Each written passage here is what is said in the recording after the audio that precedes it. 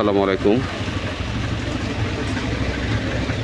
আমি এই মুহূর্তে অবস্থান করতেছি ঢাকা দক্ষিণ সিটি কর্পোরেশনের অধীন খিলগাঁও থানাধীন নন্দীপাড়া ব্রিজের কাছে।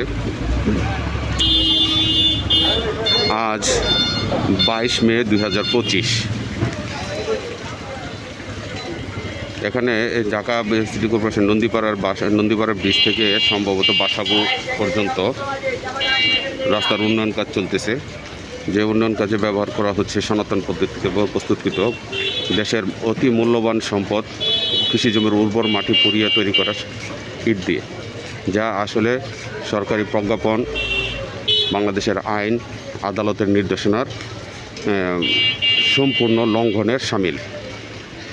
তা আমি যা বুঝতে পারতেছি না, সরকার চাচ্ছে, দেশের জনগণ চাচ্ছে বাংলাদেশকে একটি সবুজ পরিবেশ বান্ধব রাষ্ট্র তৈরি করার স্বার্থে কংক্রিট ব্লক ব্যবহার করার কথা, কিন্তু এখানে এখনও সেই সনাতন পদ্ধতিতে প্রস্তুত মাটি পুরো ইট ব্যবহার করা হচ্ছে, যা সম্পূর্ণ আদালত অবমাননার সামিল।